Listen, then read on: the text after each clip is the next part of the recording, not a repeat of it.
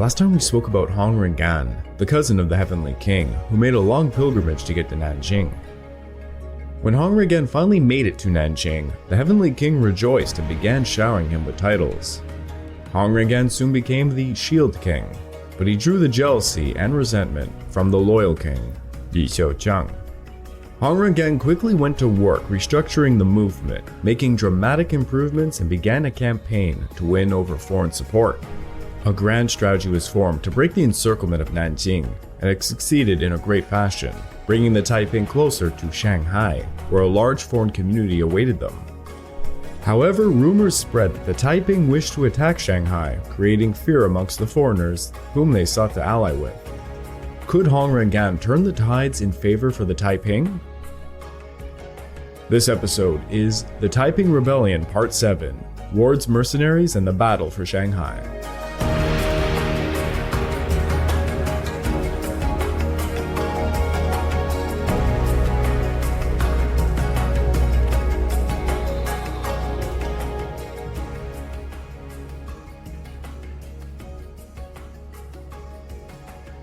Welcome back to the Fall and Rise of China podcast. I'm your dutiful host, Craig Watson.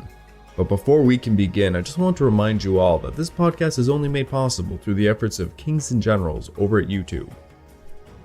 Perhaps you want to learn a bit more about the history of Asia? Kings and Generals has an assortment of episodes on the history of Asia and much, much more, so go give them a look over at YouTube.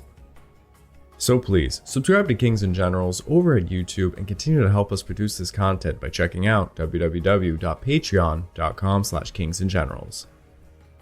And please don't forget about our sister podcast over at the Pacific War Week by Week podcast, written and narrated by me. And if after all that you are still hungry for some more history, why don't you check out my personal channel, the Pacific War channel over at YouTube, where I have content going as far back as the Opium Wars of the 1830s, all the way up to the end of the Pacific War in 1945. Also, if there is any specific subjects you want me to cover revolving around the Pacific War, or the history of Asia for that matter, you could let me know over on my YouTube channel by just leaving a comment, or find me at the Kings and Generals Discord server. I might take your suggestions and make exclusive content on a future Patreon account I'm making. Shanghai was not a typical Chinese city. It had a complicated division of jurisdictions, such as the international city, with each nation having its own military force, and each foreign citizen was liable only to their nation's authorities.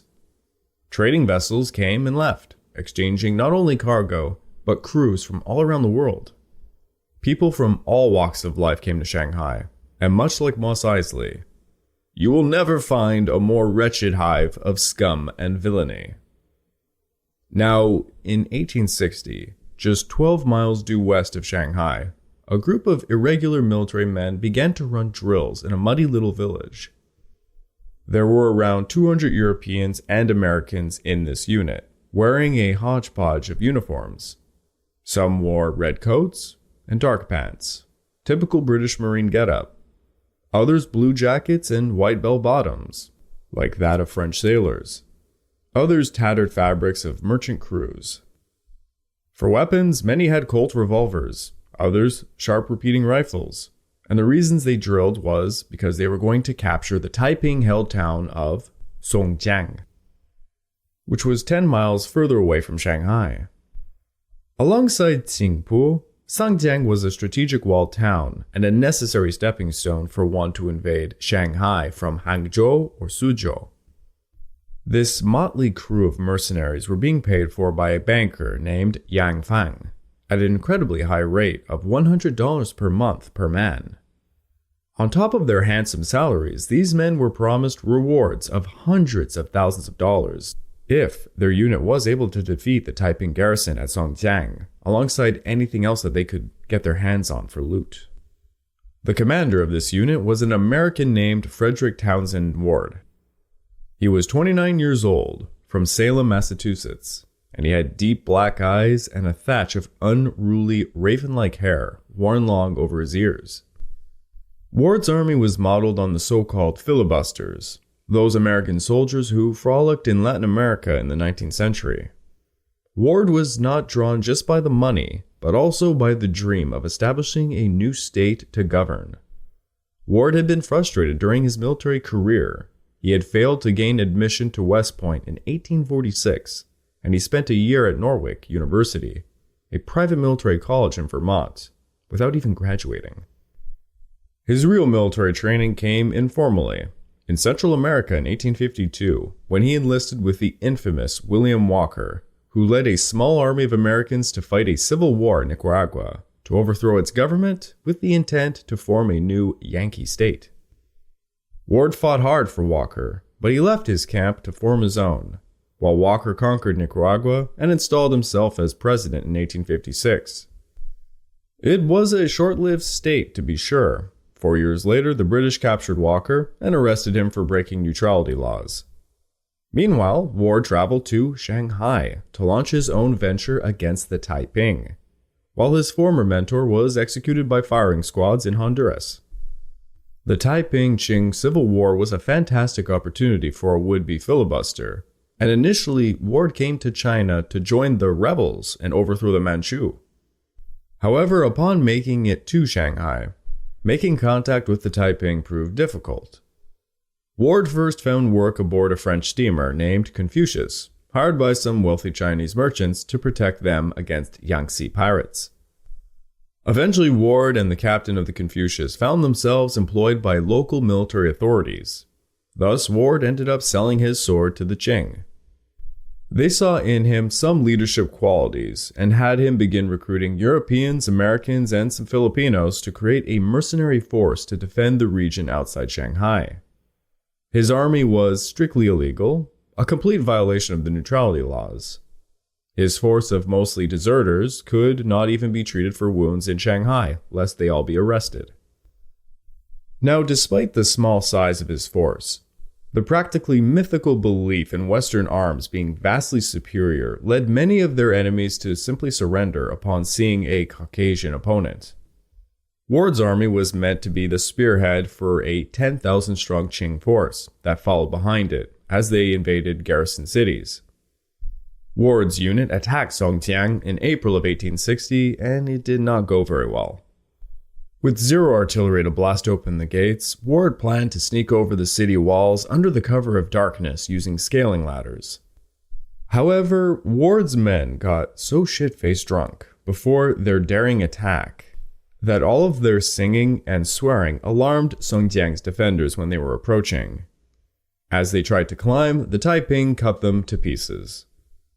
After the failure, Ward sent men to purchase some artillery pieces in Shanghai, managing to grab 2 pairs of half-ton Napoleon field guns, and Ward also purchased a ton more men. Now he attacked Songjiang again in July, this time with 500 troops, a great many being Filipinos. Under the cover of a fog, and less drunk, the artillerymen bombarded the gate of Songjiang with 12-pound shells as the unit stormed the city. And this assault proved to be a much worse disaster than the last one. When they got through the outer gate, they found out there was an inner gate, and it was undamaged. Thus, Ward and his men were stuck in the wall. They couldn't get past the inner gate, and they could not bring their Napoleon cannons across the moat to hit it. The Taiping defenders were above them, tossing stink pots filled with burning sulfur all night long. Ward's men managed to budge the inner gate a couple of feet using bags of gunpowder, but they were fired upon all the while. If it had not been for their repeating rifles being so effective at close range, Ward's men probably would not have survived the night. Luckily, they survived the night, and soon the Qing backup showed up at dawn, forcing the Taiping garrison to flee. Most of Ward's 500 men were dead, and all but about 27 survivors were severely wounded. It was a terrible victory, but the city was theirs, and Ward set up his new HQ in a Confucian temple. With Songjiang as a new base, he regrouped, recruited, and set up a new offensive for August the 1st to hit Jingpu, about 10 miles northwest. It did not go well. It turns out the Taiping in Jingpu had managed to assemble their own type of a Ward army, led by the English coastal pirate named Savage, who wrangled up several of his comrades along with some Taiping to man some big guns. Ward's Qing backup army also did not show up this time, and during the fight, Ward took a bullet right through both of his cheeks. Ward's extremely drunk lieutenant tossed the new recruits, made up of mostly Greeks and Italians, to throw themselves at the walls of Qingpu, again 2 weeks after. And this time the Qing backup did show up, but all they managed to do was really stir up the Taiping garrison, now reinforced by a whopping 50,000 men, led by Li Xiuqiang himself. Li Xiuqiang led a surprise flanking attack that routed the Ward army, not only winning the battle for Qingpu, but also threatening Songjiang, as Li Xiuqiang chased them all the way there. The Taiping harassed Songjiang's gates for over 2 weeks, and the only saving grace for Ward was the fact Savage was alongside the Taiping, and he got shot dead. As we have seen, not all the foreigners were so hostile to the Taiping. Ward initially, and Savage, were willing to sell their swords to them. And in early July of 1860, as Ward had been preparing to attack Songjiang, a small boat left Shanghai for the interior carrying 5 British and American missionaries, who sought to contact the Taiping in Suzhou. One of them was Joseph Edkins, a friend to James Legge, who was trying to find out if Hong Rangan had made it to Nanjing. The group ran into some Taiping units who told them Hong Rangan was the prime minister of Nanjing. The group was mortified when they got to Suzhou, seeing the savagery committed there, and as Griffin John described, seeing the ruined temples. It is common to see the nose, chin, and hands cut off. The floors of these buildings are bestrewn with relics of the helpless gods, Buddhist and Taoist, male and female. Some are cast in the canals and are found floating down the stream mingled with debris of rifled houses and the remains of the dead. Li Xiuqiang was in Suzhou at the time, and he invited the missionaries for an audience. It was not a long meeting, but the missionaries found the man to be quite gentle, intelligent, and he kept his soldiers well disciplined. They found themselves in agreement when it came to religious doctrine, but the missionaries knew the merchants of Shanghai cared for only one thing. Thus they asked Li Xiuqiang if he would allow the silk trade to continue under Taiping rule, and Li Xiuqiang replied that that was exactly what the Taiping sought. Thus the group returned to Shanghai, and countless newspapers in Shanghai began to publicize pro-Taiping accounts. Edkins declared, "They are revolutionists in the strictest sense of the term. Both the work of slaughter and of plunder are carried on so far as if necessary to secure the end. These are evils which necessarily accompany such a movement, and are justifiable or otherwise insofar as the movement itself is so." The idea the Taiping would be a state friendly to the West gained some momentum, and at the end of July, Edkins and Griffin returned to Suzhou for a second visit upon letters of invitation from Li Xiuqiang and Hong Rangan. This time they found an even warmer welcome, with Hong Rangan present draped in silk robes wearing an embroidered gold crown.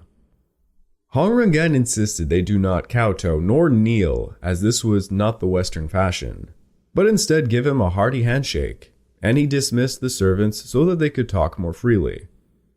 They talked of old times like old friends, about missionary work. They prayed and sang hymns, and they talked of China's future. Hong Rangan said for his part all he wanted was to lead the Taiping towards a correct understanding of Christianity. The missionaries were delighted by all of this. A man they knew, and one that they worked with, was at the seat of power, and he wanted to bring real Christianity to China. It was a dream come true for them. By November, nearly all of the major missionary organizations in England joined together to send a letter to the foreign minister calling for Britain to continue its strict policy of neutrality. In many ways, the veil of the Taiping had finally been lifted, and there was a gleaming chance of perhaps some Western support. Now let us not forget, while the Taiping forces were launching this massive campaign to break the siege of their capital, the Qing were dealing with another campaign, the Second Opium War. Lord Elgin was writing back to Britain all the while, and he had some interesting points to make. In one letter to Lord Russell in July of 1860, he wrote this: "We might annex the empire if we were in the humor to take a second India into hand, or we might change the dynasty if we knew where to find a better." According to Putyatsin, the Russian envoy, alongside Lord Elgin, he said that Elgin had privately said this within his presence. Britain should recognize as Chinese emperor one of the leaders of the rebel movement, assuming he would agree to favorable conditions of the Tianjin Treaty. Putyatsin says he argued that it could give Britain the desired trade concessions, end conflict, and perhaps prevent future wars. He took it a step further, and he said this. If the capital of China were moved nearer to our military presence like Nanking, England could control the Chinese Empire with 4 gunboats. Let the North disappear or form a separate government. We don't have any trade interests there anyways. I find that last passage to be quite interesting, because the reality of the matter is, despite the fact there is we'll call it some momentum towards the Taiping cause, overall, no Western nations want to deal with the Taiping. You have to take it from their perspective. They look like the underdogs. I mean, there are some times where it does, in fact, look like they're winning the war, and they could have won the war on multiple occasions, but for the most part, they do look like the underdogs. They are the rebels, after all. And while they are Christian, their form of Christianity is bizarre, to say the least, from the perspective of the Western nations. And most importantly, there is absolutely no real guarantee that they would give better concessions when it comes to trade. So it's almost a no-brainer. You're better off with the devil you know than the one that you don't, that being the Qing. But for Lord Elgin to say this specific part about there being separate governments and to just leave the North to its own and dealing with the South, well, this is something that would actually really fit the needs of Hong Rangan and the Heavenly King. Because at this stage of the war, the Taiping could have very well taken southern China. And that is where a lot of the goods are transported that the British want. This could have been a situation that actually worked out. Just a little piece of interesting information I found. Meanwhile, Elgin's brother Bruce was very anxious that the Taiping would still march upon Shanghai. The two events were unfolding simultaneously. The war in the north, with Elgin's coalition marching upon Beijing, and the looming threat against Shanghai. Luckily for Bruce, Elgin showed up to Shanghai on June the 29th of 1860 with a fleet of British and French gunboats. Bruce sighed with relief. Surely his brother would look out for their interest in Shanghai. Yet the coalitionary forces had no intention of helping Bruce defend Shanghai. They were going to depart shortly to head north and hit Beijing. Obviously, that was their purpose. They departed and left a scant defensive force of a couple gunboats and some stray divisions of Sikh soldiers. The foreign community of Shanghai lamented that they had been abandoned, and in their honor of need no less. Despite the work of the missionaries to present Hong Rangan as a friend and not a foe, Bruce did not buy it. He assumed the missionaries were being duped, like he had been at the hands of the Qing. Despite his opinions of the Manchu, Bruce told those around him they were still the legitimate authority in China. Many tried to change Bruce's mind on the matter of the Taiping, but none succeeded. In July of 1860, Bruce was brought a sealed letter addressed to the representatives of the United States, France, and Britain from Li Xiucheng. And Bruce apparently refused to even open it. Then he received another letter, this time from Hong Rangan. But again, Bruce refused to open it. And I am not going to lie to you, I really have no idea why. Most of the sources that I am using to write this series don't really indicate why he chose not to open these. The only conclusion that I can come to, and that a few of the sources did as well, was that he believed this would breach neutrality. I find it extremely odd. And personally, I think it's a complete lie. I think he did open the letters. I think he just refused to acknowledge what they said. Now, it goes without saying, these letters were fatally important. In the first letter by Li Xiaocheng, it notified the foreign authorities that the Taiping were on their way to Shanghai and they intended to take possession of the Chinese-held section of the city. Li Xiaocheng stated the Taiping had no quarrel whatsoever with their foreign brethren, and pledged no harm to them nor their property would occur. Any Taiping who harmed a foreigner would be put to death, and he hoped the foreign representatives would call upon their people to stay indoors and hoist yellow flags above their doors to signify they were foreigners in said homes. In the late afternoon of August the 17th, the sky to the west of Shanghai suddenly grew dark with smoke. The next morning saw fleeing Qing soldiers rushing to the Shanghai gates, pursued by Taiping cavalry. The British let a few Qing soldiers in before they destroyed the bridge going across the moat. The Taiping advance guard surged forward as suddenly the British and French opened fire with their artillery. Alongside this, the Taiping were fired upon by a hodgepodge of differing muskets, rifles, and such. The Taiping force was small, just a few thousand men, lightly armed, with a few notable foreign mercenaries amongst them. The British and French gunners atop of the walls watched the Taiping hide behind buildings and other structures with clear, baffled faces. None of the Taiping shot back. Then one Taiping detachment tried to advance forward, waving Qing flags that they had stolen, but they were shot at. Next, another detachment rushed forward, waving an enormous black flag that the Taiping used to drive reluctant troops with. One very lucky shell lobbed from half a mile smashed right in the middle of this unit, flattening the flag bearer into the ground. In a bewildered disarray, the Taiping ran into houses for cover, but the wall artillerymen just kept on firing at them. As the night came upon them, word spread that the Qing forces within Shanghai were executing Taiping POWs, prompting the British to demand that they be surrendered over to them unmolested. Then the French, frustrated it seems by the Taiping using all the houses for cover, decided to simply start blowing them down with their artillery. The next morning, French troops marched through the city, firing their muskets at will. And one eyewitness reported to the North China Herald this: French soldiers were rushing frantically among the peaceful inhabitants of the place, murdering men, women, and children, without the least discrimination.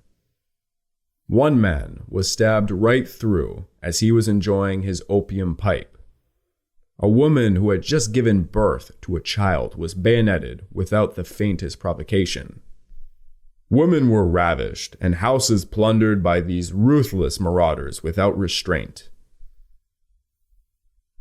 Another eyewitness estimated the French left tens of thousands of Chinese homeless in the course of defending against 3,000 lightly armed Taiping.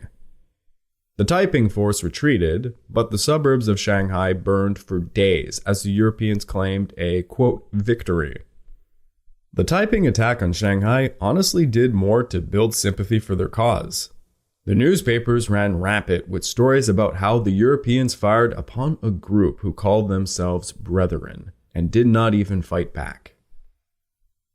And I just wanted to point out here, I couldn't really go into it too much, but there's a lot of occurrences of the French doing these atrocities. And not to belittle Britain, because Britain has done its fair share of atrocities internationally for a very long time. But the French really don't get the same rep that the British do when it comes to these things. And honestly, in China, my God, the French did awful things. It's not going to end here. You know, it started the Opium Wars in Southeast Asia, what France does to Vietnam, which goes on even past World War II, mind you. It's just awful. The French should get more shit for this, I think. Now, we haven't talked about a key player in all of this for quite a while. On October the 16th of 1860, General Zheng Guofan was in his HQ in Qimen of Anhui province, sick out of his mind. He was vomiting heavily, suffering some really bad heart palpitations, he had a bad case of insomnia. Overall, just not doing too great. At lunch, he received a message that the emperor had fled to his hunting grounds in Manchuria, and that the British and French armies were literally a few miles from Beijing. There was nothing he could do. He apparently broke down, crying, feeling helpless. Sun Guofan was stuck fighting a protracted rear-action campaign against the farthest Taiping stronghold up the Yangtze River. Zhang Guoliang and Hui Chun were both dead. The siege camps around Nanjing were shattered. He knew he could do nothing to stop the European march on Beijing, so he pulled himself together and focused on the task he actually could do something about. Up until 1860, Zhang Guofan's Jiang army on the Yangtze played only a supporting role in the overall Qing campaign. Zhang Guoliang and Hui Chun's blockade of Nanjing was much more a focus compared to that of Zhang Guofan's offensives. Yet when victory seemed within grasp, Hong Rangan's daring plan was unleashed. The Taiping broke out of the encirclement and ran rampant marching east.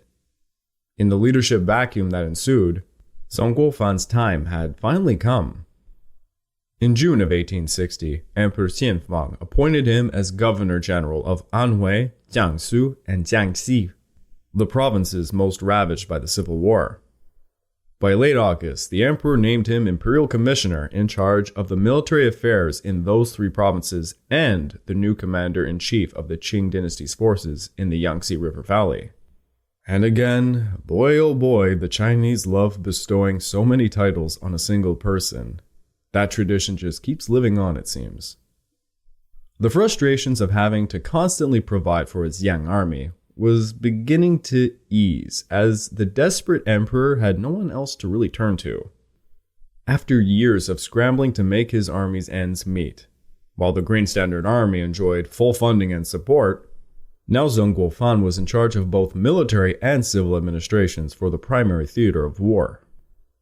His years of service had shown him how ineffective the bureaucrats of the Qing government could be, how inexperienced and self-gratifying they could be, and how he would not tolerate them to affect his campaign. He had refused orders back in 1859 to chase down Xue Dakai into Sichuan province, and now in 1860 he was given new orders to abandon his campaign in Anhui to rush over instead to protect Suzhou and Shanghai. He offered instead the excuse he did not have the forces necessary to help at the moment, and he would stay put where he was finishing up his campaign. The strategy he was performing was one of encirclement. Now back in 1859, Zhang Guofan tried to explain to the Qing court that the dynasty was not facing one kind of rebel force, but rather two.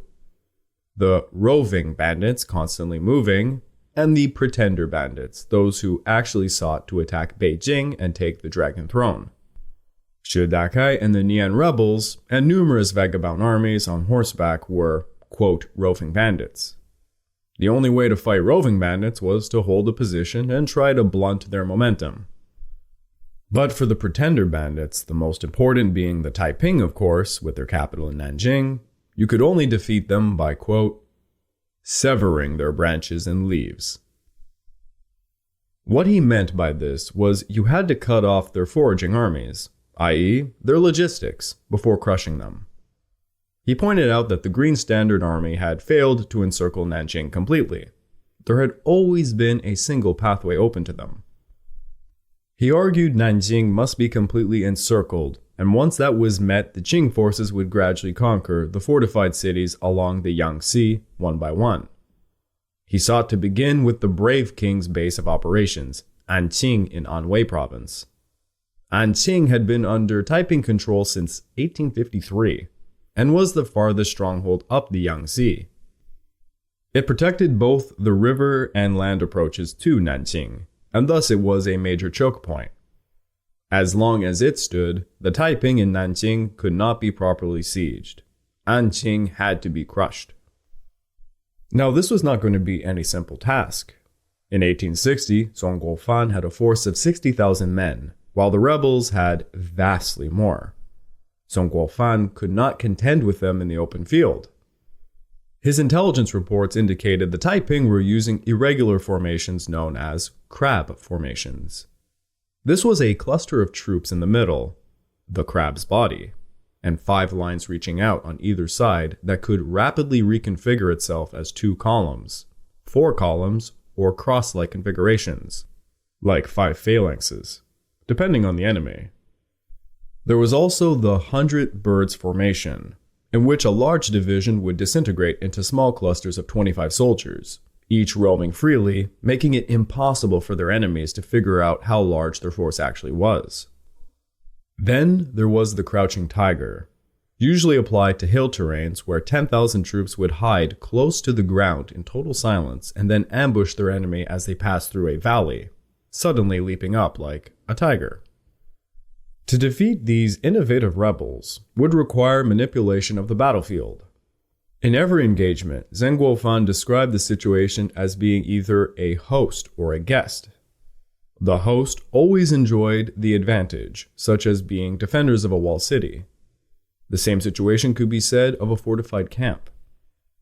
If 2 armies went to meet in the open field, it was the first army to reach the site of battle that would be the host. Now, having the weaker army, Zheng Guofan tried to ensure the Taiping would always be the guest, by trying to lure them into attacking his defensive works, or if failing that, to try and provoke them to make the first move. To that end, he got his men to build up fortified camps, always in close proximity to Taiping in the hopes of drawing them to make the first move. In June of 1860, when the Taiping were focused on their eastern campaign, Zheng Guofan had moved into Anhui from the west with his brother Zheng Guochen, who began to siege Anqing. Zheng Guochen had 10,000 Hunanese forces who pitched a camp near Anqing's walls, building high earth walls with 20-foot wide moats.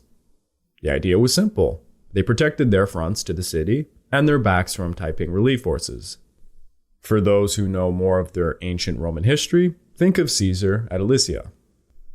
For further protection against relief forces, a 20,000-strong Manchu cavalry unit led by Duolanga was set up in Tongcheng, 40 miles north of Anqing, while Zheng Guofan led naval forces to blockade the Yangtze River just a few miles below the city.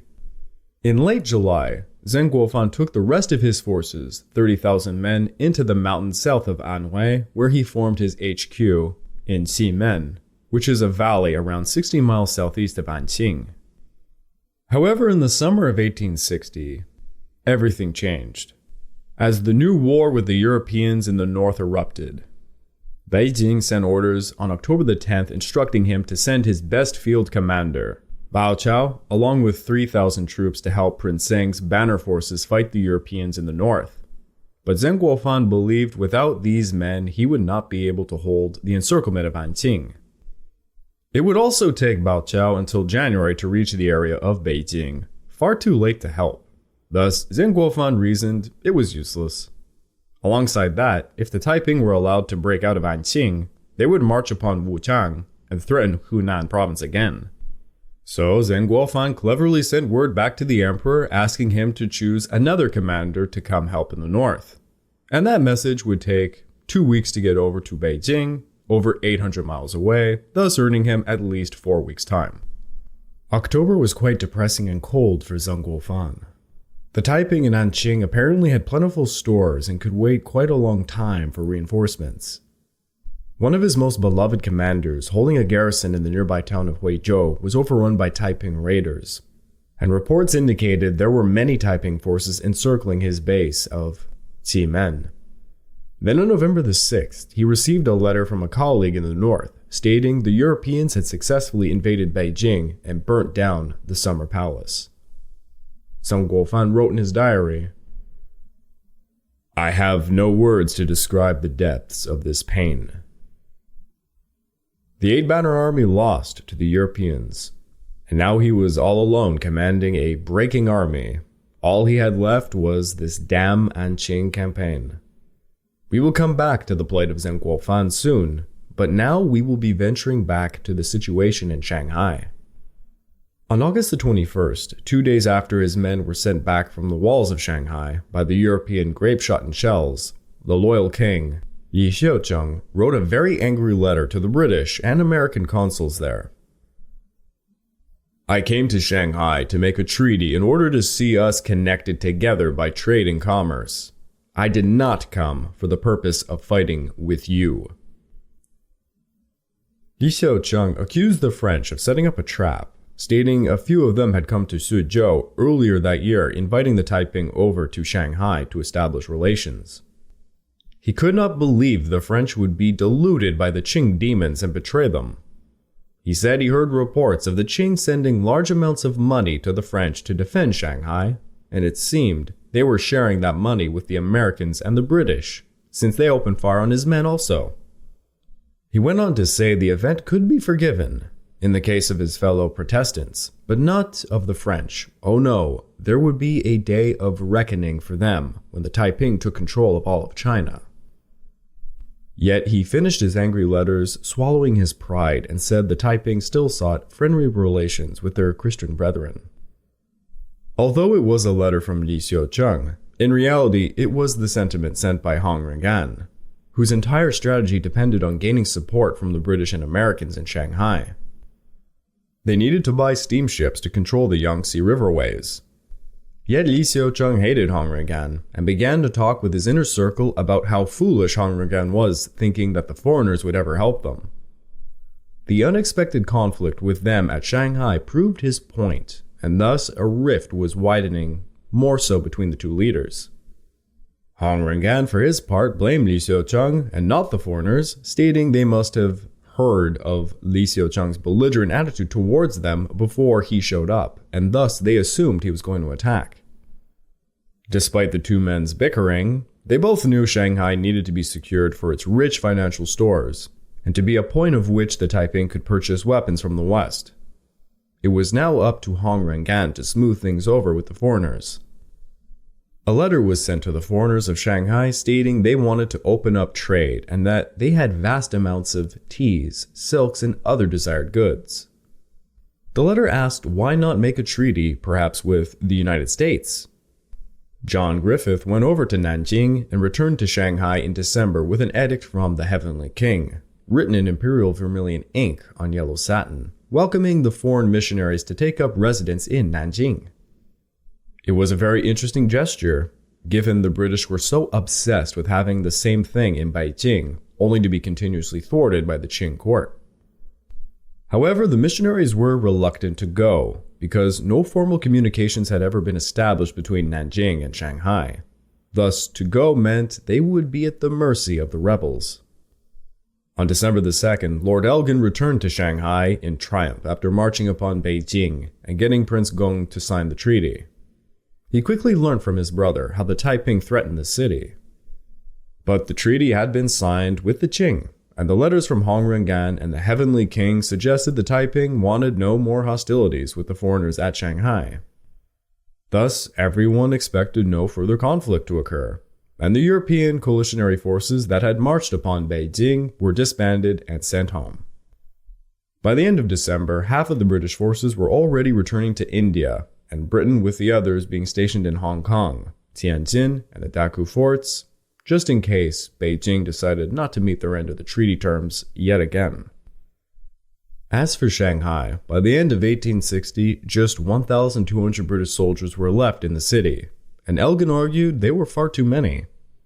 Elgin spent a good month in Shanghai before leaving China. Though his work with Beijing was over, he did have one last task before leaving. He wanted to gauge the possibility for Britain to form relations with the Taiping. The Taiping at this time controlled the riverways, and thanks to the new treaty with the Qing, trade was finally open for business. Elgin was not too pleased to hear about the supposed defense that his brother erected against the Taiping.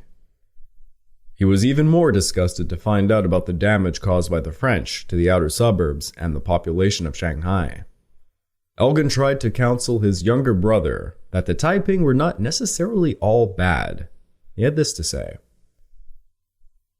"As bad as the Imperials and Taiping both are, the rebels might provide a brighter future.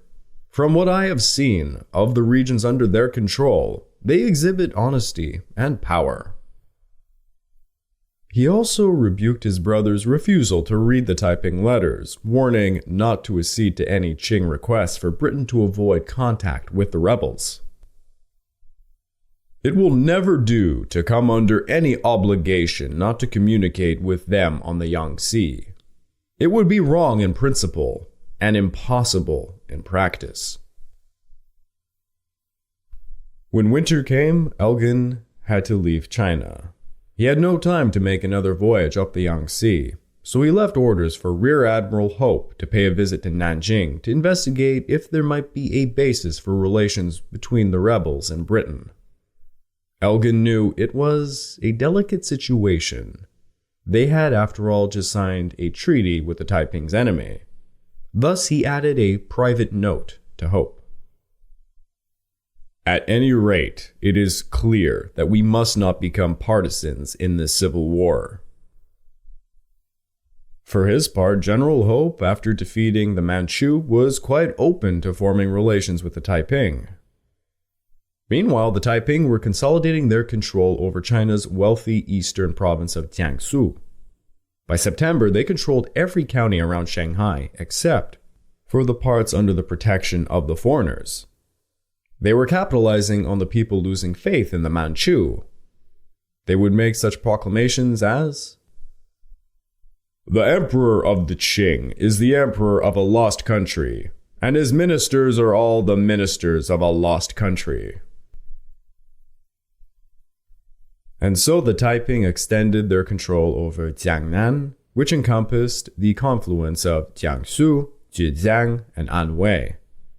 Within Jiangsu province, they held the capital of Suzhou, along with the major cities of Wuxi and Danyang. They held Anqing, the capital of Anhui, and in Zhejiang, they held the major trading city of Ningbo. It looked like the Taiping were turning the tides of this war. I would like to take this time to remind all of you that this podcast is only made possible through the efforts of Kings and Generals over at YouTube. Please go subscribe to Kings and Generals over at YouTube and continue to help us produce this content by checking out www.patreon.com/kingsandgenerals. And hey, don't forget about our sister podcast over at the Pacific War Week by Week podcast, written and narrated by me. And if after all that you are still hungry for some more history, why don't you check out my personal channel, the Pacific War channel over at YouTube, where I have content going as far back as the Opium Wars of the 1800s all the way up to the end of the Pacific War in 1945. And on a side note, if you have specific subjects you want to hear more about, maybe something that's a bit on the spicier side, I am going to be making a Patreon account, and anything you would like to see up there, please just let me know. Over on YouTube, you can just comment any of my videos, or you can catch me over at the Kings and Generals Discord. Hong Rangan's efforts to gain foreign support were falling to pieces. Zhong Gofan was building up his army, hoping to capture Anqing, a major stepping stone to take Nanjing. Who was going to win the battle for the East?